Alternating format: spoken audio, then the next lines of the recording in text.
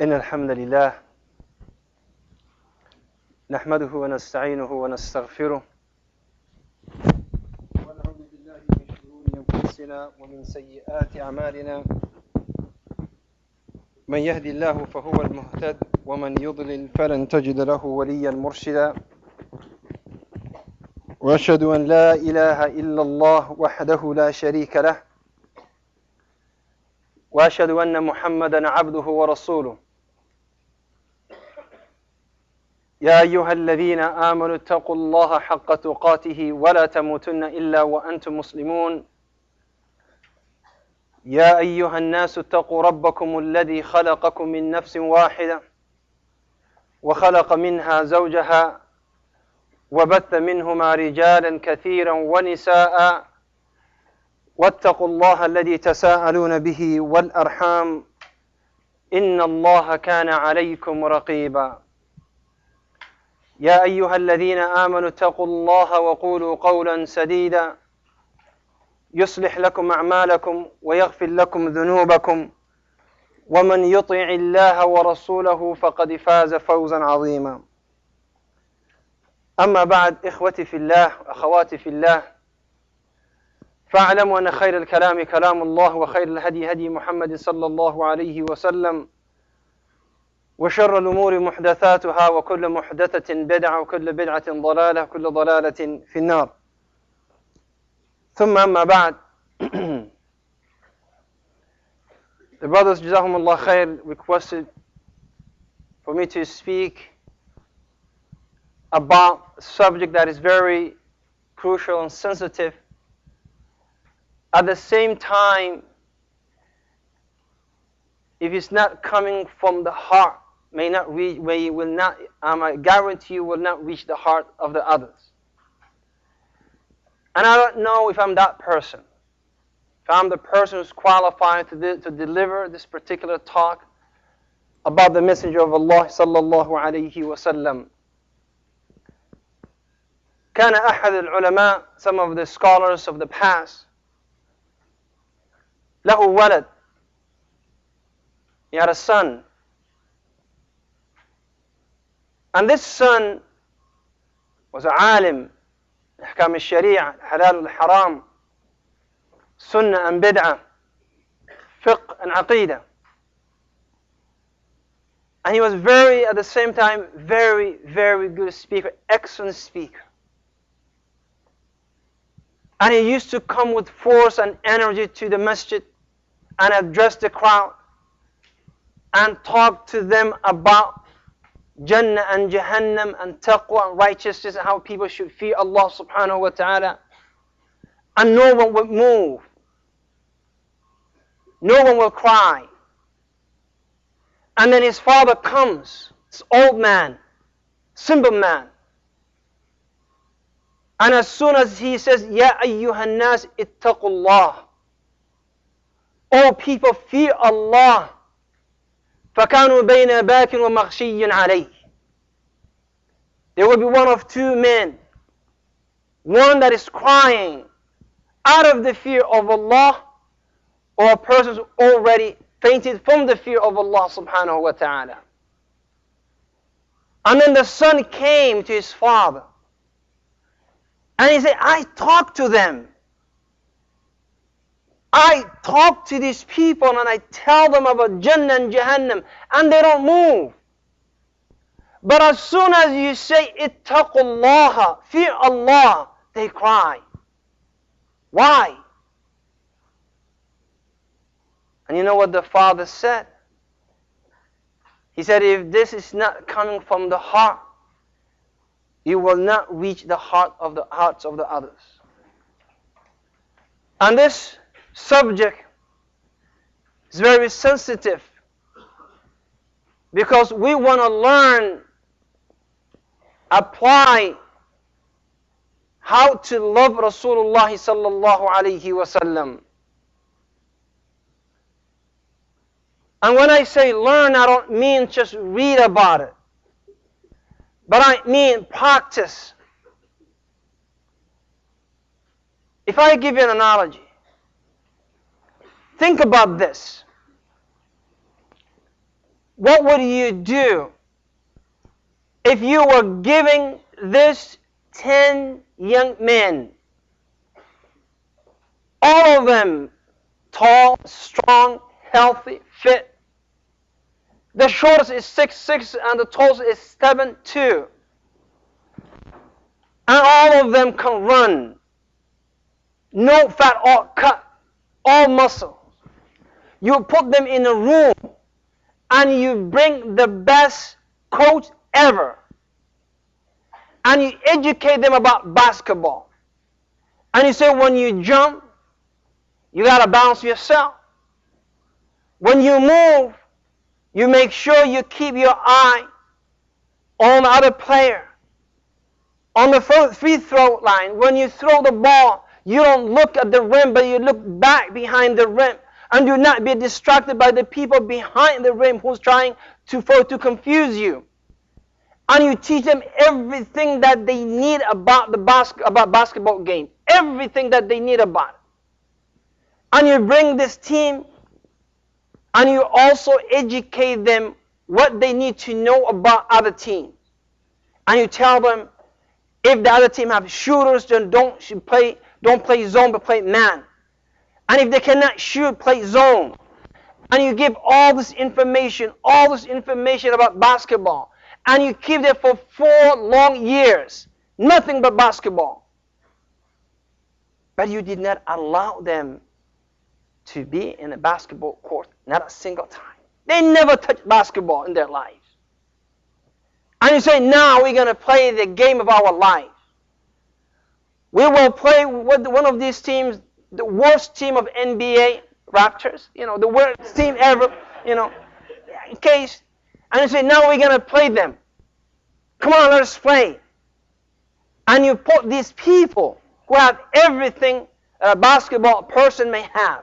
Height, strength, ability to jump, move. And you say, now play the game. Would they be able to defeat the Raptors? No.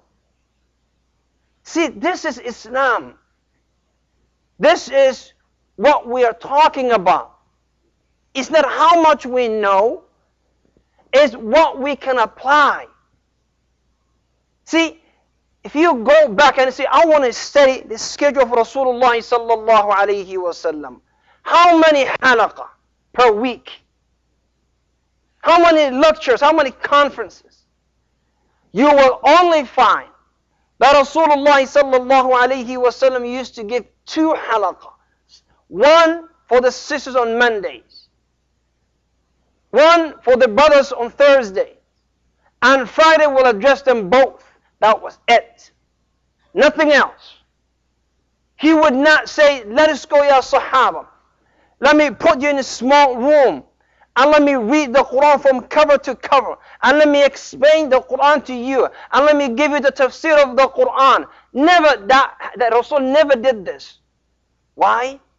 Because Islam is not what we know and how much we know. It's what we practice and how we apply. And this is what we're missing. I will never come here thinking that I will introduce something new to you. I will tell you today, this is halal, you never knew. Apply it. This is haram, you never knew. I stay away from it. Abstain from it. I will never do this because you know and I know that we all know what is halal and what is haram. But we don't apply it, ya ikhwati fillah. And this is where the problem is. This is where the problem is. So Rasulullah was more concerned teaching these people how to live Islam than teaching them what to know about Islam. We all take notes. We all listen to DVDs or watch DVDs and listen to CDs. We all read books. But how much of that is in our lives? That is the question. And therefore, I can stand here and talk to you about how to love Rasulullah sallallahu alayhi wa sallam. And what does it mean to love Rasulullah? But unless you try it, and unless you implement it and you practice that, you will never understand. You will never understand it. And this is what we're missing. So you have to understand, if you want to love this man sallallahu alayhi wa sallam, learn to apply. Learn to apply his life. In any stand, in any position. If you are a father, he was a father. If you are a husband, he was a husband. If you are a brother, he was a brother, sallallahu alayhi wasallam. In any position that you may play in your life, you have a role model in Rasulullah. لذلك الله يقول لقد كان لكم في رسول الله أسوة حسنة. You can never say, well, I'm a politician, therefore Muhammad has nothing to do with me. He was a politician, sallallahu alayhi wasallam. He dealt with the Quraysh. He's the one who was writing contract. Well, I'm sorry, asking Ali to write the contract on behalf of Muhammad sallallahu alayhi wasallam and try to come and make a deal with the Quraysh. He did that. He was a politician. He was a leader. He was an imam. He was a mufti. He was a student of Jibreel alayhi salam. He was there in every way in our lives. All we need to do is learn and apply. And the second thing that you need to know about this man is that he really cared about you. He did. See, the saddest part is when you have someone who really loves you, or someone that you love, but they don't share the same feelings with you. I mean, it's sad to know that this person loves you, but you don't love that person. It's sad to know that this person, you care about that person, but really, he doesn't care about you. That hurts. And imagine your spouse. Imagine your husband or your wife, that you care about them, but they really don't care about you. They know that you exist. They know that you're there. They know that every single night, every single morning they see you, but they really they don't feel the same way about you. And this man, he loved us, sallallahu alayhi wasallam. But we don't have the same feelings towards him. We don't. Otherwise, all of us, we would try to look like him, sallallahu alayhi wasallam. We would know what type of meat, what part of meat he would eat. We would know and do exactly the same that he did in everything that he did in his life. And لذلك he said, sallallahu alayhi wasallam. And look, he said to the Sahaba, don't worry. I'll be there for you. أنا فرطكم في الحوض. I'll be there for you on the day of Yawm al-Qiyamah. Come and see me. I mean, subhanallah. He was also concerned that when you come to Yawm al-Qiyamah, don't be confused, don't get confused, don't worry about, just ask about my hope, and you will find me there. And he said, and I will provide for you, I will give you the water from the house, that if you drink from it, you will never go thirst ever in your life. Ever in your life. He's giving us this information so we can, look forward for that moment. He's the one who used to, sallallahu alayhi wasallam, at that particular time, when we all know that the direction of the house, and we walk into the house, then the malaika will come and will take some of us away from that. And at that time he will fight for us, sallallahu alayhi wasallam. And he will say, Ya Allah, innahum min ummati, oh Allah, they are for my ummah. And then they were said to him, إِنَّكَ لَا تَدْرِ مَا أَحْدَثُوا بَعْدَكَ. You don't know what they did after you. You don't know what they did after you left, Ya Muhammad. You don't know how they lived their lives. You were not part of their life. You were just that image, that figure. And they can say, I found that man. But there was no connection between you and them. And then he will say, I will say to them, woe to you on the thing that you did. And concern, an Arabi comes. And he said, Ya Rasulullah, I'm leaving right now. What can I find you on the day of Yawm al-Qiyamah? قال في منازل أربعة. وفي رواية, you will find me in 3 places or in 4 places. عند تطاير الصحف. When the people are receiving their books with their right hand or left hand, I will be there for you. I will make sure that no one will do you wrong. And Allah laysa bidhallamin lil-abid. And no one will do him wrong, but maybe he's there for more support. I will be there for you. And he says, sallallahu alayhi wa sallam, وَعِنْدَ الْمِيزَانِ, I will also be there for you. And he says, sallallahu alayhi wa sallam, and my house, I will be there for you. And the fourth place, the sirat, when we're crossing the sirat, he said, I will be there for you. And my dua will be, Allahumma save my ummah. Oh Allah, save my ummah. Oh Allah, save my ummah.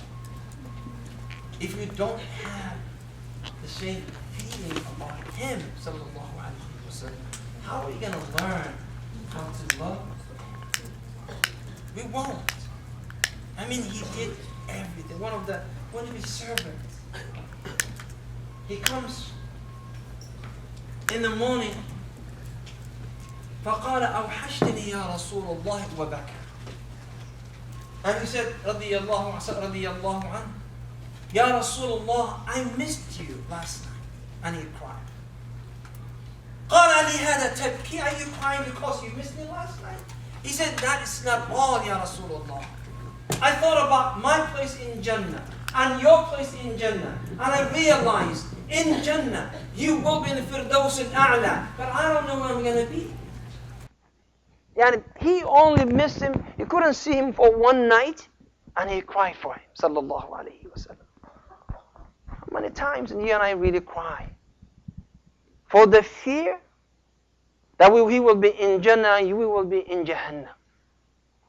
For the fear that we will not see him, sallallahu alayhi wa sallam. If you never cry for that, there's something wrong with Iman that you're carrying in your heart. There's something is wrong with us. If the thought of that I'm not going to see him, sallallahu alayhi, will not make you cry, then your heart and my heart are dead. There's nothing there. I mean, this man, sallallahu alayhi wa sallam, for every moment of his life, he was concerned about you and how we can reunite in Jannah. And he would say, don't do this. Because whoever does this is away from me in the day of Yawm al-Qiyamah. And do this so you can be close to me on the day of Yawm al-Qiyamah. Have better akhlaq, have good manners so you can sit next to me. And don't have nasty manners, otherwise you will be away from me. He wants you to be with him, but we don't want to be with him. He loves us, but we claim that we love him. Like that basketball players. Never touched basketball, never put it in practice, never went to a basketball court and took a shot on the rim, and we all claim that. Subhanallah. It's a difference, ya ikhwati fillah. And this is the problem. And as long as we have that, then we will not go far. And the Nabi sallallahu alayhi wa sallam, listen to the Sahaba. And as I said, I will never bring anything new to this deen because what I know is what you know. But Allah يقول فذكر فإن الذكرى تنفع المؤمنين. فذكر, Ya Muhammad, remind them. Indeed, a reminder will benefit only the believers. If your qalb is sahillahi, fi kulli wadin yahim, if your heart is elsewhere, then you should know maybe the level of iman in your heart is very low. لأن الله يقول فذكر, remind them, Ya Muhammad, فإن الذكرى تنفع المؤمنين. If this reminder would not benefit you, then you should know you may not be a mu'min, والعياذ بالله. You may not be a mu'min. Remember when Abdurrahman bin Auf, first time that the Muslim army will count the Quraysh of Mushrikeen of Quraysh. First time. And Abdurrahman bin Auf, standing between two little kids, two young boys. فيقول قلت في نفسي, I said to myself, I wish I had a strong man on my right and on my left who can defend me. And he said, before I finished that thought, this young man, he grabs me from the side. فيقول يا عماه, do you know Aba Jahl? Do you know Aba Jahl? He said, what do you want from Aba Jahl?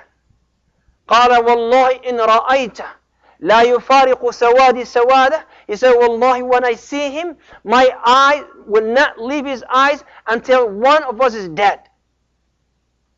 فإني سمعت إنه كان يؤذي رسول الله صلى الله عليه وسلم. And he didn't live there, this young man. But he said, I was told that this man used to harm and bother Rasulullah sallallahu alaihi wasallam.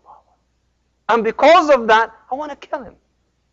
Yani, because of what he used to do at the time of Makkah, I want to do it for Rasulullah sallallahu alaihi wasallam.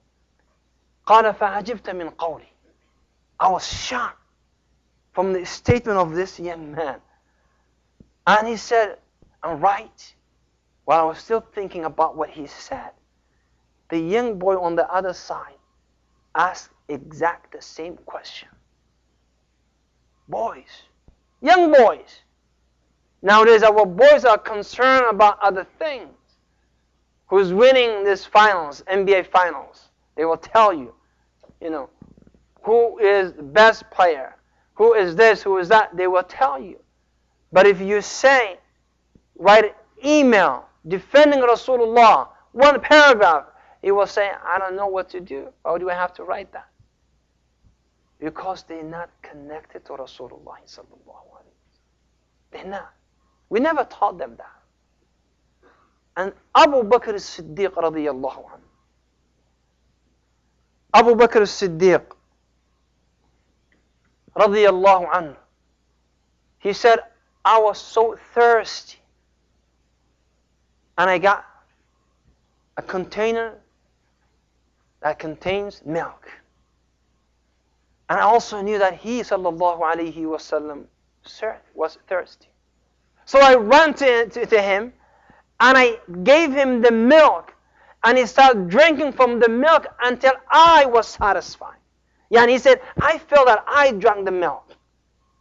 Because he really loved Rasulullah sallallahu to the point that he almost felt the feeling that Rasulullah sallallahu alaihi wasallam was feeling at that time. That connection is missing. In our lives, that is missing. When he came to the city of Mecca, Rasulullah sallallahu alaihi wasallam is addressing the Quraysh, and he's saying to the people who used to torture his companions, the people who used to stone him sallallahu alaihi wasallam, the people who used to drag Bilal bin Rabah radiyallahu anhu, and he's addressing them, and he's saying to them, مَا تَظُنُّونَ إِنِّي فَاعِلٌ بِكُمْ. What do you think I would do to you? And all of a sudden Abu Bakr as-Siddiq dragging this old man, very, very old man, and he says, Ya Rasulullah, this is my father Abu Quhafa. He wants to take the Shahada. And Rasulullah, out of respect for Abu Bakr as-Siddiq, he said, why did you bother the old man? I would have come to his house. He said, no, Ya Rasulullah, he should come to you. He should come to you. You should not come to a kafir. And then the old man accepted Islam. What a beautiful thing. When you save your father from Jahannam, when your father takes his Shahada, or the person is giving the Shahada to your father, Rasulullah sallallahu alayhi wasallam, and then he walked away with his father, and he sat crying, Abu Bakr as-Siddiq. And the people said, Ya Abu Bakr, this is al-yawma yawm al-nasr. Today we are victorious. We came back to the city of Mecca. And your father also accepted Islam. Why would you cry? He said, I wish if this old man was Abu Talib, not my father. I would not care about my father if Abu Talib was alive. He said, because I know that would please Rasulullah sallallahu alaihi wasallam more than anything else. Yani, he was willing to throw his father into Jahannam for Abu Talib to accept al-Islam and to be in Jannah, because that would please Rasulullah sallallahu alaihi wasallam more. Would you do that for Rasulullah? Would you really, with our status and our lifestyle that we live, how many of us would say, I will sacrifice, I will kill my father for Rasulullah to save a kafir related to him? from Jahannam. Not too many of us. Because we are missing something. So, ya ikhwati fillah, Rasulullah sallallahu alayhi wasallam brought the Sahaba and he told them, live al-Islam. Don't learn about it. Don't know about it. Live al-Islam. I will conclude, ya ikhwati fillah, the famous story of Bilal bin Rabah radiyallahu anhu. Bilal bin Rabah, when Rasulullah sallallahu alayhi wasallam passed away and he died, he left the city of Medina. You know why?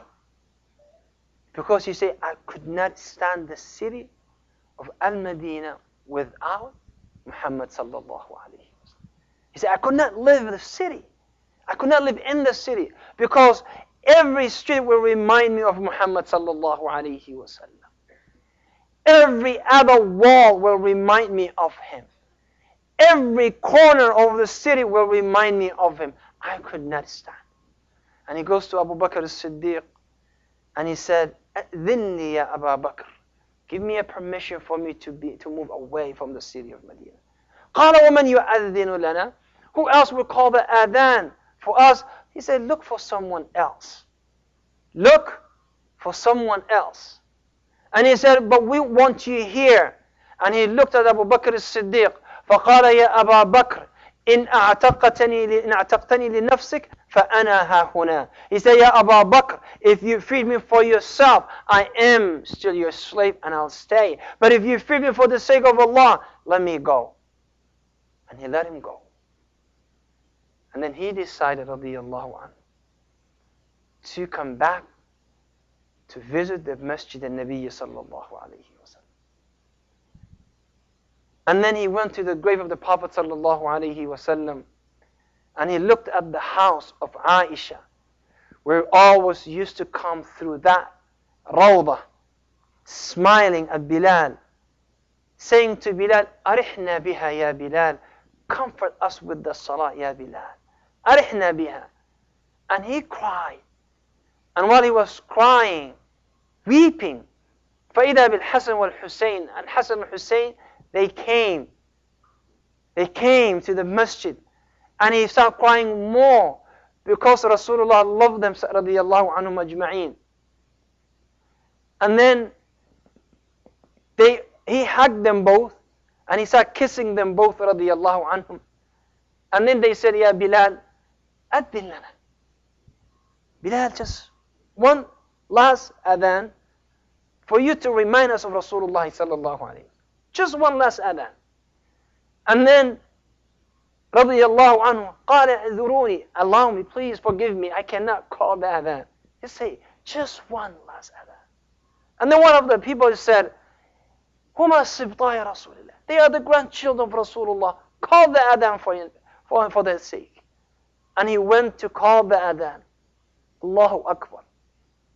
And I can imagine the people of Medina, women, children, men, everybody came out of their houses. The people in the marketplace, they stopped selling and buying because they heard a voice that is familiar, who will remind them about Muhammad sallallahu alayhi wasallam. And then the people of Medina came. Some of them were hoping that Rasulullah will really get up from his grave. And Abu Bakr as-Siddiq, Umar bin Khattab radiyallahu anhu, he could not hold himself.